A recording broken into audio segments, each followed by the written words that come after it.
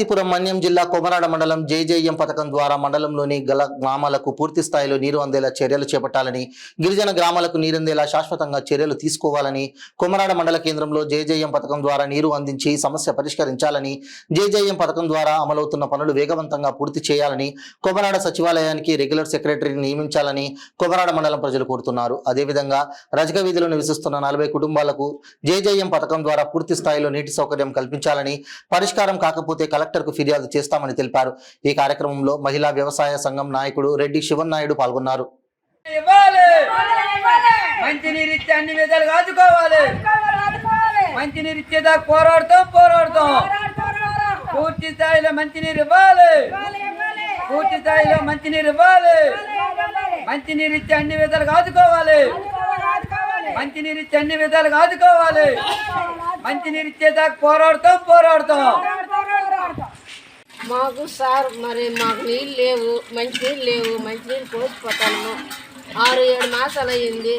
ఇదే పరిస్థితి. ఈ పరిస్థితిని పట్టుకొని మేము ఎలాగే ఏలాడుతాము. ఇంకా అతి మించిపోతే వాళ్ళు అక్కడికి పరిగెడతాము నీళ్ళకి. మాకు ఇదే గతే, లేకపోతే మాకే మంచినీళ్ళు ఇస్తారా లేదా అని అడుగుతాము.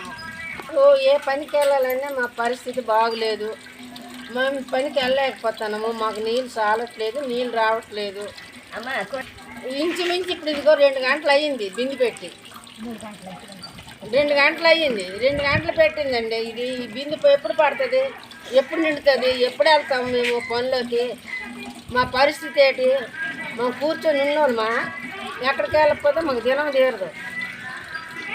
మాకు కరెక్ట్గా అయినా మాకు వ్యవసాయాలు ఆదాయాలు లేవు. కూలి చేసుకుంటూ కొండాడుతుంది, లేకపోతే లేదు. వెంటనే నీళ్ళు ఇమ్మని అడుగుతున్నాము మేము. రజిక, డోబి, సాకలి 3 పేర్లు ఉన్నాయి. ఏ పేరుని పెట్టేస్తారో ఇవ్వండి. పేరు నారాయణమ్మ. ఉంటాను సార్. ఈ చివరి నుండి ఆ చివరి వరకు ఆ 2 పైపులకే ఎంత దారి వస్తాను అంతే. అసలు లేదు బాబు పైపులు వేసిన. మరి నీరు ఎక్కడికి వెళ్తాను?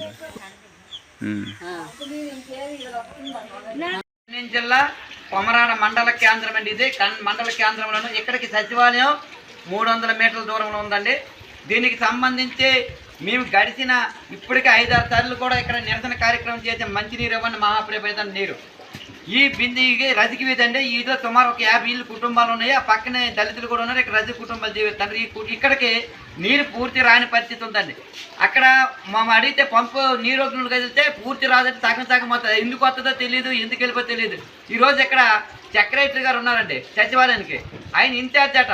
2 రోజులు వస్తే 3 రోజులు రాదు. నేను ఇన్ఛార్జ్ నాను ఎప్పుడు వస్తున్నా నా ఇష్టం అన్నట్టుగా మాట్లాడతారు ఆయన.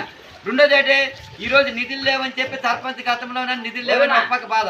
ఇలాంటి సందర్భంలో అసలు నీరు లేక ఈ రజక కుటుంబాలు ఉదయం నుండి సాయంత్రం వరకు పనికి వెళ్తే కానీ బతకని పరిస్థితిలో ఉన్నారు. ఈరోజు నీరు 2-3 గంటలు, ఈ బిందు 2-3 గంటలు బిందు నీరు పడితే మరి పనికి ఎప్పటికి వెళ్తారు? మరి ఎలా వండుకొని తింటారని చెప్పి తెలియజేస్తున్నాం.